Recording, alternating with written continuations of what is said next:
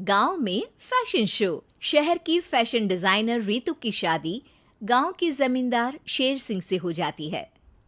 लेकिन शहरी कामकाजी रितु का गांव में मन नहीं लगता। क्या सासू माँ, ये गांव में तो कुछ नहीं है, मेरा दिल ही नहीं लगता यहाँ, क्या करूं मैं। अरे बेटा, जहाँ पति का कारोबार बीवी तो वही अच्छी लगती है ना।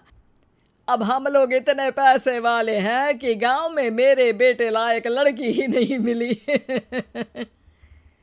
अरे माँ, मैं तो ये बोल रही हूँ कि क्या करूं जिससे मेरा थोड़ा दिल लगे। अरे बेटा, मैं भी शहर की थी। यहाँ आकर मैंने गांव में स्कूल खोल लिया। बच्चों को पढ़ाती थी तो मन लग जाता था। तू भी कुछ देख ले जिससे गांव की बहू बेटियों का भला हो जाए और तेरे जमींदार ससुर जी का नाम भी हो जाए। रितु क्या करती, फैशन डिजाइनिंग वाले कपड़ों को गांव की औरतों पर कैसे ट्राई करती। लेकिन एक दिन, अरे क्या बात है डार्लिंग, बड़ी जल्दी उठ गई। और ये हाथ में फेविकॉल और कागज, कहाँ जा रही हो? मैंने सोच लिया है कि मैं अपना फैशन बुटीक खोलूंगी। गांव की औरतों को सजा धजा कर फैशन शो करूंगी और यहाँ की औरतों को भी शहर के फैशन से वाकिफ करवाऊंगी। फैशन और यहाँ की औरतें, अरे इन लोगों को तो बस चूल्हा चौका आता है। खाली समय में एक दूसरे के सर से जुएं निकालती हैं या फिर अचार पापड़ बनाती है। इन लोगों के बस की नहीं है फैशन को समझना। लेकिन रितु मानती नहीं। वो पूरे गांव में पोस्टर चिपका देती है कि किसी को भी नए डिजाइन के कपड़े पहनने का शौक है तो जल्दी जमींदार की बहू से मिले। लेकिन रितु की दुकान में 2 दिनों तक तो कोई आता ही नहीं। पर एक दिन, अरे कमला, क्या हुआ, क्या देख रही हो? ये पुतला देख रहा है दीदी। क्या दिख रहा है इसमें ऐसा?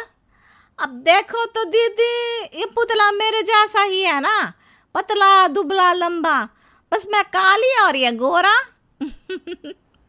तू ये बता, इस पुतले के कपड़े तुझे कैसे लग रहे हैं? अरे कपड़े तो बहुत ही सुंदर है दीदी, लेकिन तू ना बस कल इसी समय आ जाना और अपने जैसी 2-3 और को भी ले आना। अगले दिन कमला 2 लड़कियों को लेकर आ जाती है। रितु उन लोगों को अपने हाथ के सिले कपड़े पहनाती है और घर भेज देती है। उन लोगों को गांव की दूसरी औरतें भी देखती हैं।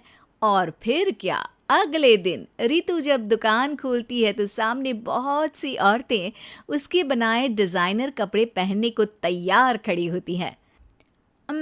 तुम लोगों को कपड़े के साथ ही हल्के मेकअप और स्किन केयर की भी क्लास देनी पड़ेगी। रितु गांव की औरतों को फैशन का ज्ञान देने में लग जाती है। एक दिन रितु का पति कहता है, अरे रितु, तुम्हारी फोटो पेपर में आई है। क्यों भाई, ऐसा क्या कर दिया मैंने, क्या लिखा है? अरे लिखा है गांव में होगा अब फैशन वीक। अरे हाँ, कल ना कोई फ़ोन आया था मीडिया वालों का, तो मैंने भी बोल दिया कि फैशन शो तो अब गांव में होगा। लग रहा है उसी की खबर बना दी है। तभी रितु को एक फ़ोन आता है। हेलो, कौन बोल रहा है? जी मैं काम्या बात कर रही हूँ, लुक में फैशन वीक से। हम लोगों ने आपका काम देखा। हम शहर वर्सेस गांव का फैशन थीम में एक फैशन शो आपके गांव में करना चाहते हैं। अरे वाह, ये तो बहुत ही अच्छी बात है। मैं अपनी मॉडल्स के साथ शो में हिस्सा ज़रूर लूँगी। बस अब क्या था, वो दिन भी आ जाता है जब रितु की गांव की गोरी शहर की छोरी के साथ स्टेज शो में हिस्सा लेती हैं।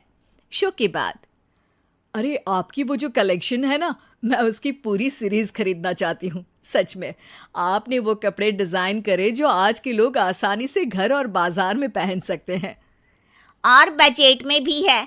हम भारतीयों के लिए तो ये डिज़ाइन बेस्ट है जी। वैसे आपने क्या सोचकर ये कपड़े बनाए और आप इसे कितना आगे और लेकर जाना चाहती हैं? औरतें और फैशन एक दूसरे के पर्यायवाची है। तो ये किसने कहा कि गांव की औरतों को डिज़ाइनर कपड़े पहनने का हक नहीं?